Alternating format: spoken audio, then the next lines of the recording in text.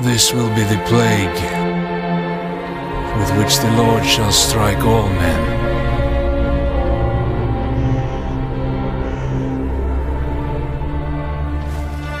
We are all that's left of a city beyond redemption, fulfilling our sacred duty to free the souls of the damned.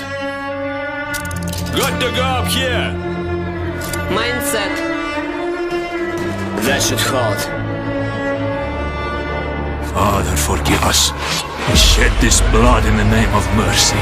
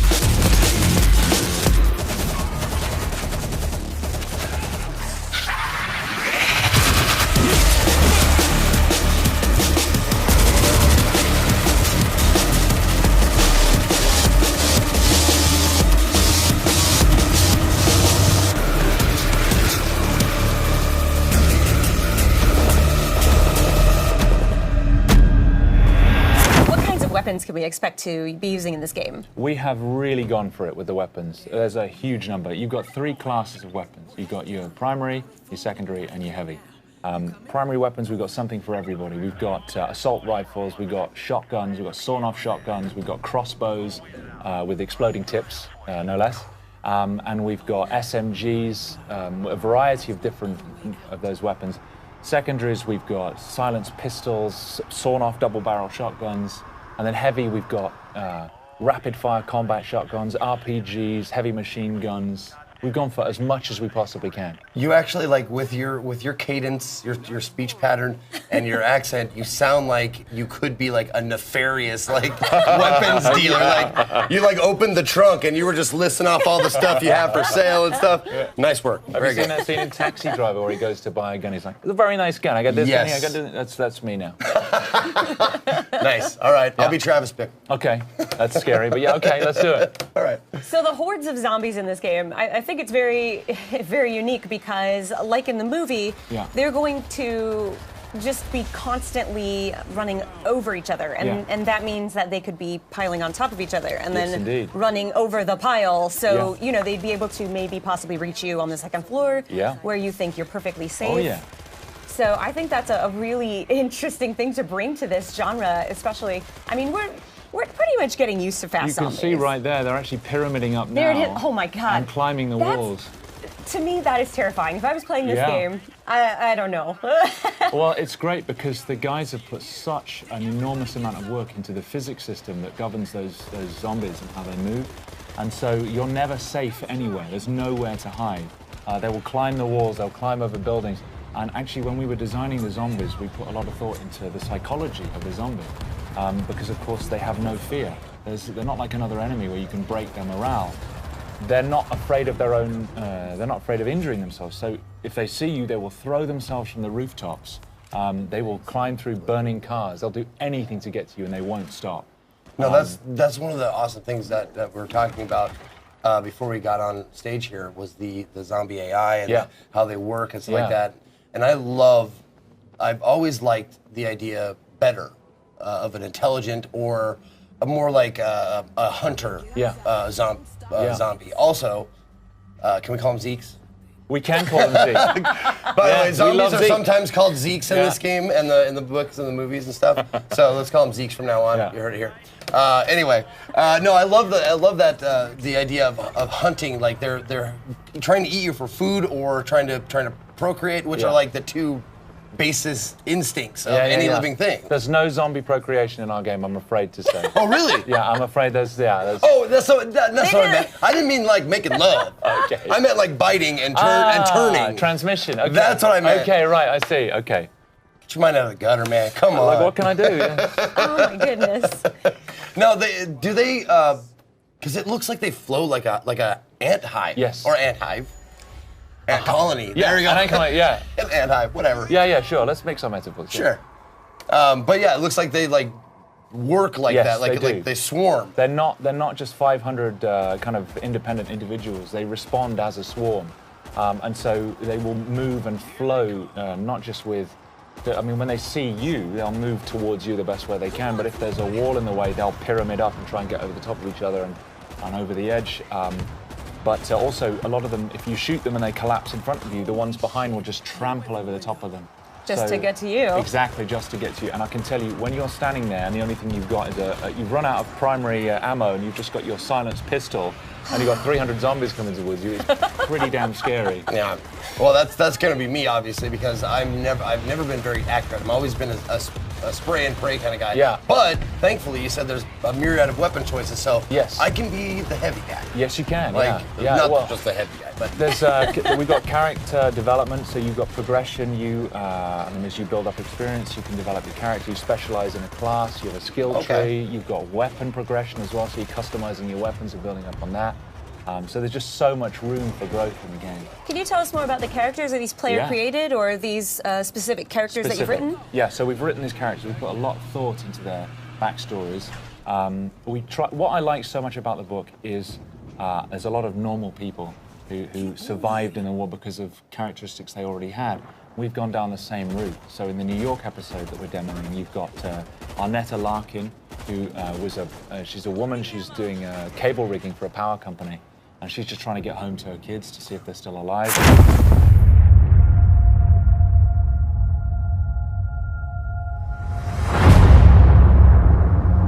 It's been 15 years since the fall. The city is a corpse, and we are the worms. We burrow in it,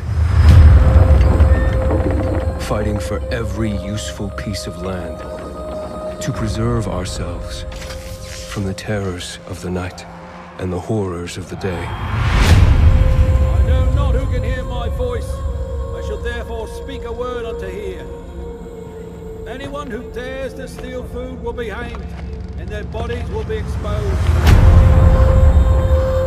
Every day we rise from dust to choose between bad and worse.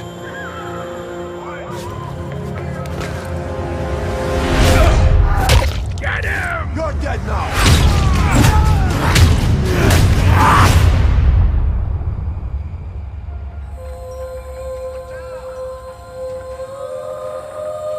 And these choices we take to survive will create the world to come.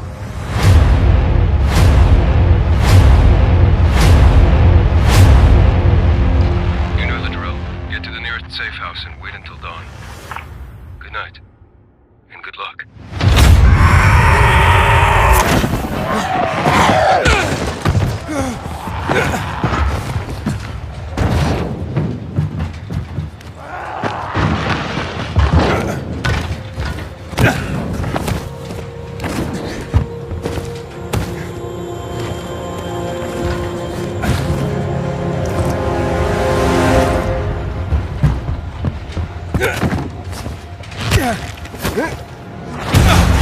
Dying Light 2 features a functioning ecosystem that reacts on multiple levels to the things you do and the choices you make.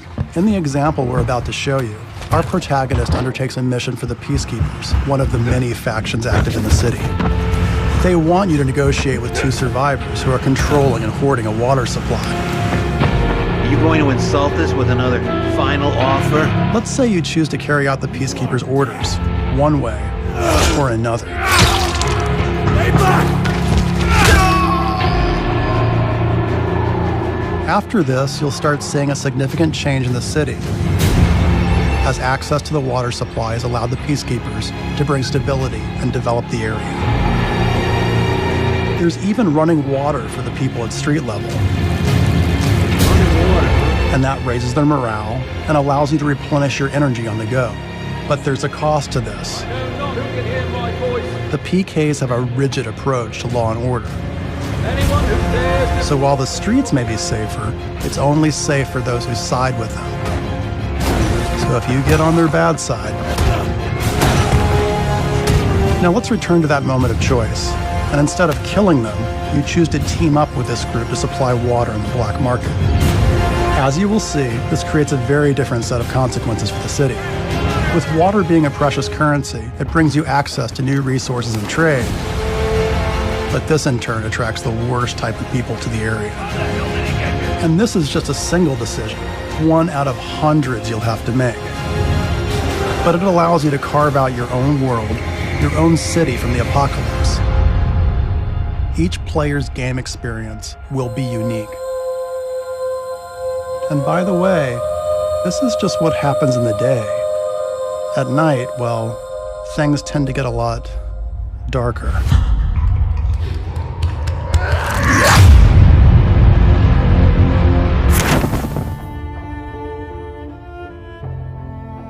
Someone asked me once if I remembered how it all went down. As if it happened so long ago that anyone could forget. So yeah, I remember. I remember when our homes and our towns turned into graveyards. When the wilderness became our only hope for survival. I remember when the planes fell out of the skies. When the trains stopped running. When the turbines shut down. And the world went dark. I remember when they put up the razor wire, like it was gonna stop anything. And the feds ran out of body bags. Rope. And some of us sort of lost our minds. I think it's dead. Some lost more than that. Much more. I remember when we lived by a code. When brotherhood meant something, and living meant more than surviving. Goddamn liar! So yeah, I remember how it all went down. I don't give a damn about any of that. You know what I remember most? Riding the open road. The smell of your hair. The touch of your skin. I remember you. But those days are gone.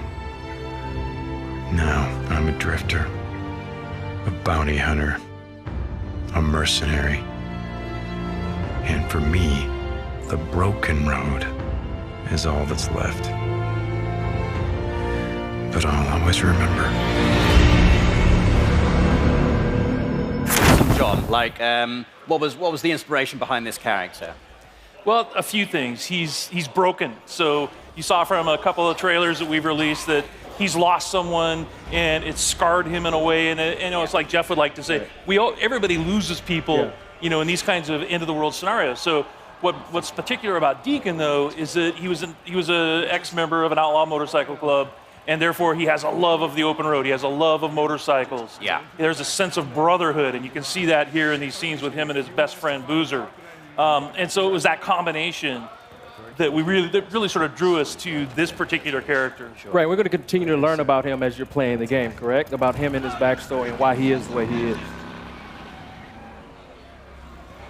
I mean, the bike is very important, right, as well? Yeah, we almost consider the bike to be another character. Yeah. Because you only get one, and you're constantly upgrading it, you're constantly trying to repair it, you need to keep it refueled. And if you lose it, you got to go find it, and you can't whistle for a new one. So you can't whistle, right? Like a horse. Yeah, the refueling mechanic is a huge game design choice. I really, really like that. Can you talk more about how important it's going to be to be able to find fuel? Sorry. So the refueling mechanic, and actually you have to find gas to keep your bike going. It's a mechanic we haven't really seen done to this extent before. Can you talk more about that and how it changes the gameplay? Well, like in this demo, one of the things that Jeff's taking the run and gun approach. So we like to call it sandbox combat. So basically what you can do is you can run and gun, you can stealth your way through, and your goal here is to get and find a bike part, right? So you're here actually for kind of a trivial reason. You've risked your friend's life to come and get a part for your bike. And so that shows a little bit about Deacon's character. But then as you watch Jeff play through this wide linear sequence, he can play it 100 different ways. And if you watch other people play, you'll see that, okay, they didn't take this route. They didn't stop and check the trunk of this police car. And those are kind of like our treasure chests throughout the world. So you're always on the lookout for those because that's how you're going to find ammo and health kits. And then you're seeing one of our stealth mechanics here. If you're quiet, if you crouch walk and you walk up behind an enemy, then you have the opportunity for a stealth takedown. And what can you tell us about the Freakers? Because they're quite unique. I mean, we've seen, you know, a fair few undead enemies in video games before. What makes the Freakers unique, and what was your decision-making behind making them the way they are? They're alive. They're alive. Yeah, they're not zombies. They're alive. And so that sounds trivial, but it's not, because it basically means we have a full day-night cycle in the game. Right. And they have things that they do. There's an ecosystem, and they have to eat, they have to drink, they have to hibernate. And so you will find them, like in this scenario, you'll see that there's some nests, and Freakers build nests for reasons you discover while you're playing the game. And then you can take those nest zones out in order to free up fast travel routes. So, it becomes part of the metagame. But Freakers are evolving. They're living creatures who have been affected by this virus. And there's several different types. And some of our trailers you've seen, we've shown the Screamer, which is a female that can have sort of alarm system that will bring in more Freakers. Right.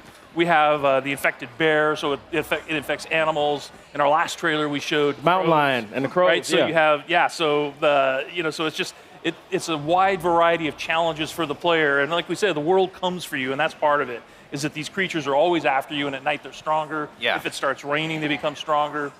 But I've seen in previous trailers Deacon actually utilizing the Freakers as a weapon against his enemy as well. So you can actually use them to your advantage as well as the environment itself. Yeah, absolutely. We call it the Freakosystem. So in this scenario, there's not a lot of chance for that. But if he were fighting Marauders or Rippers, then he could find a nearby swarm. It's an open world, so you can just explore. You can find other tools like a swarm or a Freaker bear, and you can bring them into an enemy camp and watch the sort of mayhem that happens. I guess you've got to be careful, though. You don't get kind of sucked into it. Yeah. I like this gun, you guys. So you have melee combat and you have gun combat. Can you talk about how you designed and balanced for both? It's like so many different scenarios require the player to determine how they want to play it, right? So that's why we have like this full set of stealth mechanics. We have a full set of weapons that you can upgrade, and in order to do that, you have to go to the human encampment. So there's survivor encampments in the world, the only places in the world where it's safe. And you have to do jobs and missions with them in order to earn trust. And then once you earn trust, the merchants there will sell you things. Ah, I like that. And then it's like, and if you want to upgrade your shotgun, or you want to upgrade, or you want to buy a silencer for it, then you have to have enough trust at that encampment in order to do that. Boozer, you there? I found the part. I'm heading got the bike part.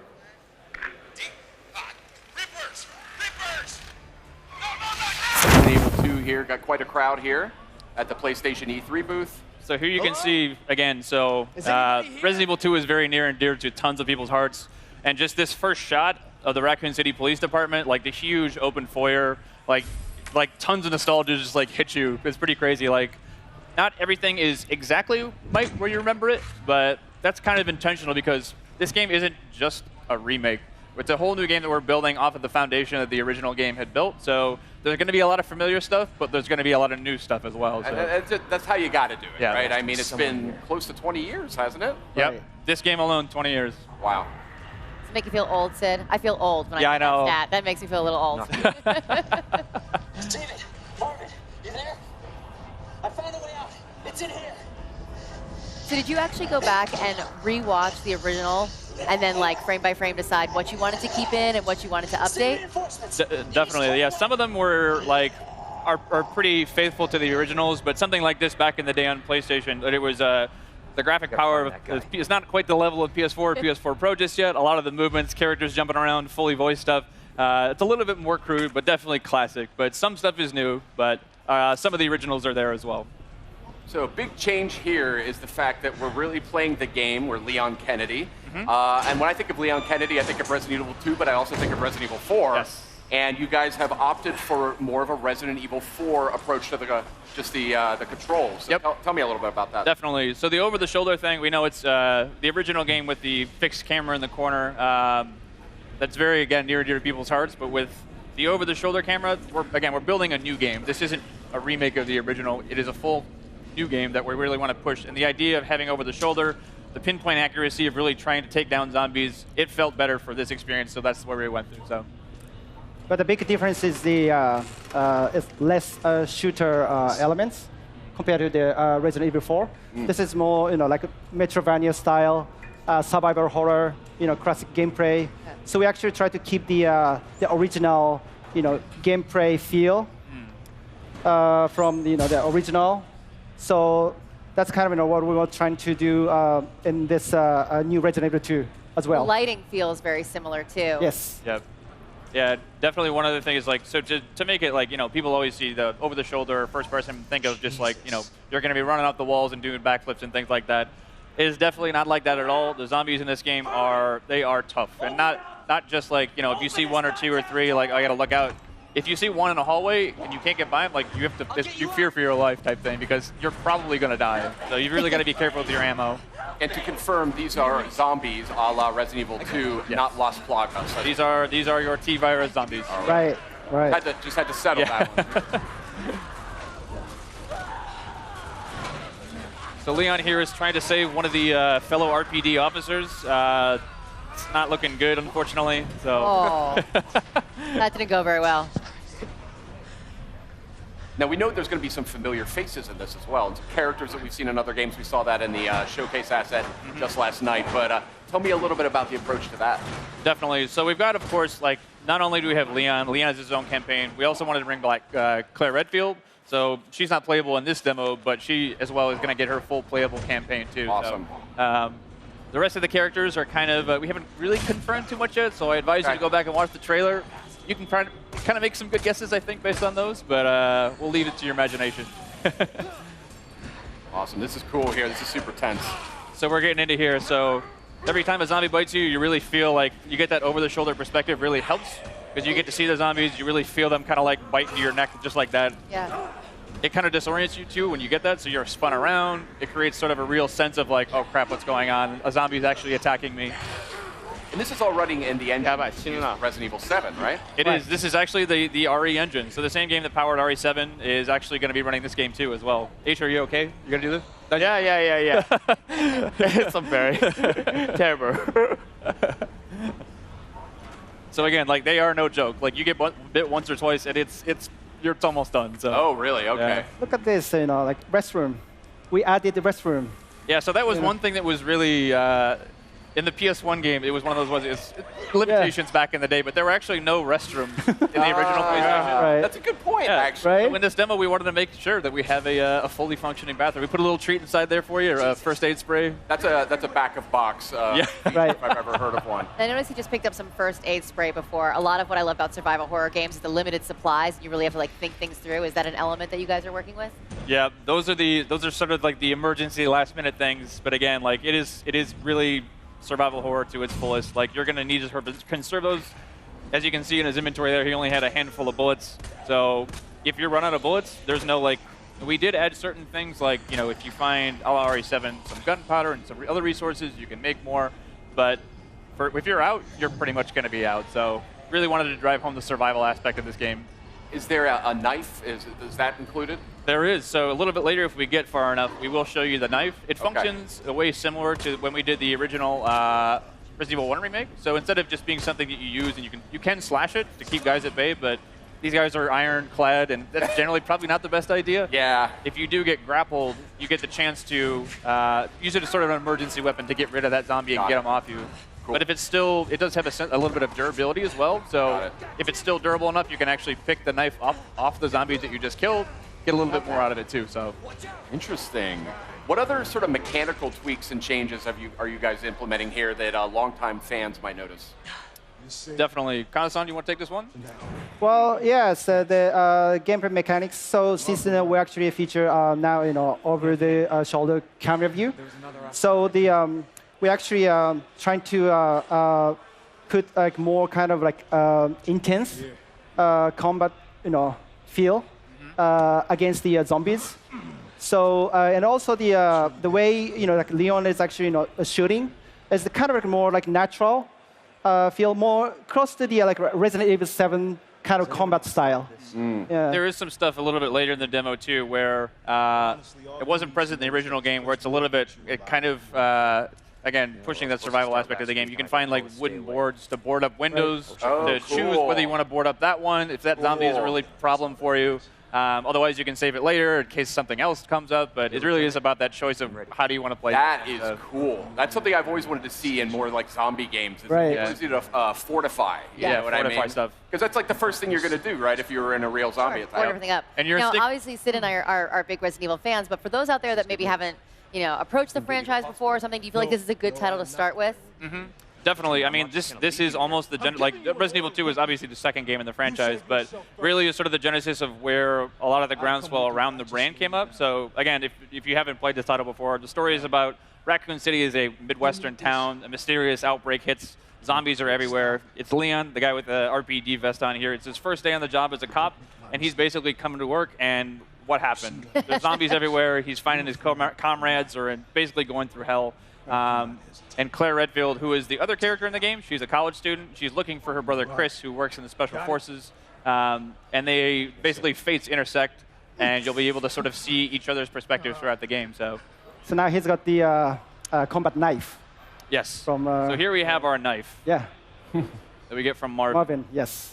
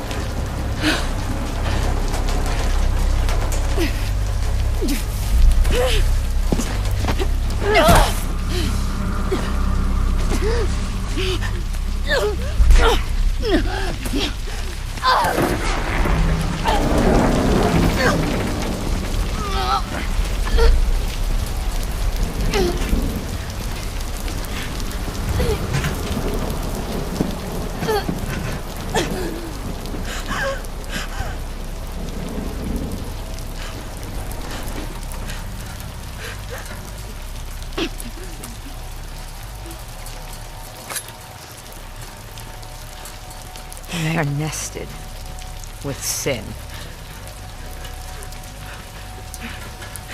Free them, that they may know my...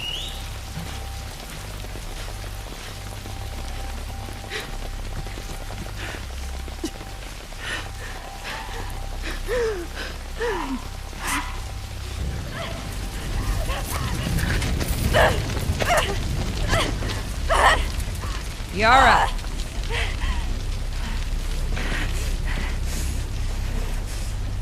Where is the other apostate? Clip her wings.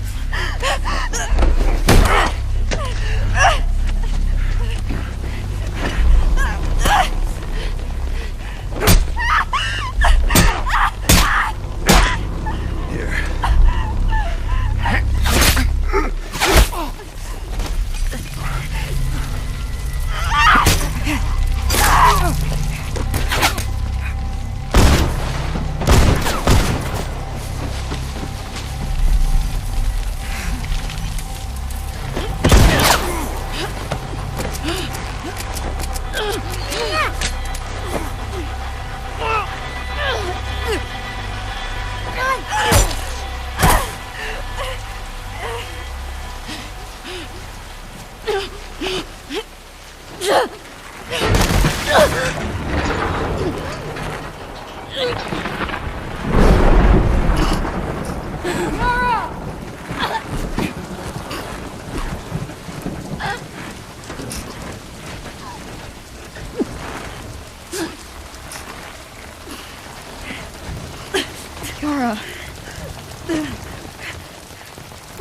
Demons are coming.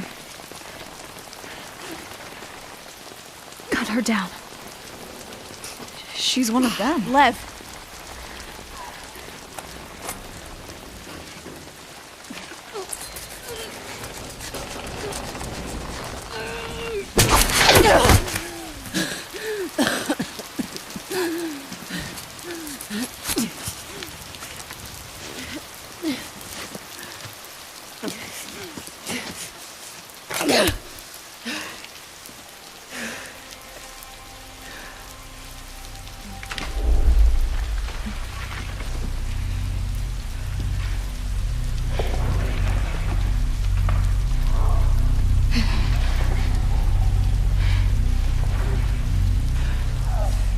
Watch your backs.